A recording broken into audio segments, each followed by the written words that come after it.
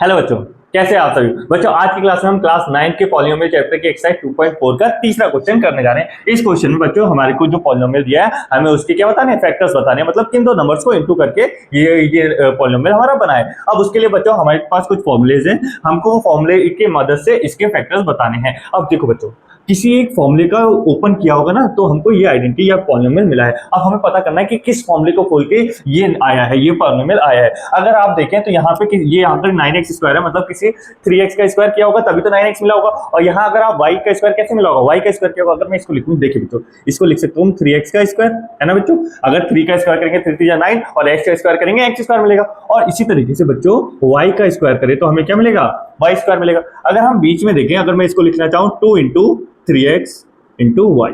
अब देखो बच्चों, ये 2 इंटू 3x इंटू वाई को करेंगे सॉल्व तो 6x वाई मिलेगा। और 3x स्क्वायर को स्क्वायर करेंगे तो हमें 9x स्क्वायर मिलेगा। वाई का स्क्वायर करेंगे तो हमें वाई स्क्वायर। अब देखो बच्चों, यहाँ पे a square two into A into B और यहाँ बी स्क्वायर, मतलब यहाँ पे ये a था, a का स्क्वायर हुआ होगा, यहाँ 2 इंटू ए इंटू बी लिखा है और यहाँ b का स्क्वायर हो रखा है। अब बच्चों अगर कोई इस फॉर्म में दिया हो तो उसको हम किस फॉर्म में लिख सकते हैं, उसके फॉर्म में। देखिए अगर इसको इस फॉर्म में लिख सकते हैं, मतलब a प्लस बी का होल स्क्वायर करके इस फॉर्म में लिख सकते हैं, तो इसको हम इसके फॉर्म में, क्योंकि दोनों इक्वल है। अगर मैं इधर लिखना चाहूँ तो ये मतलब यहाँ a हमारे लिए 3x है ना, तो 3x प्लस वाई का होल स्क्वायर लिख सकता हूँ। क्योंकि अगर मैं इसका स्क्वायर खोलूंगा तो ए का स्क्वायर आएगा plus 2 into A into B, ये ए है ये बी है, 2 into A into B plus B का स्क्वायर मतलब वाई का स्क्वायर। अब बच्चों अगर किसी संख्या पे स्क्वायर लिखा है तो उसको हम दो बार लिख सकते हैं।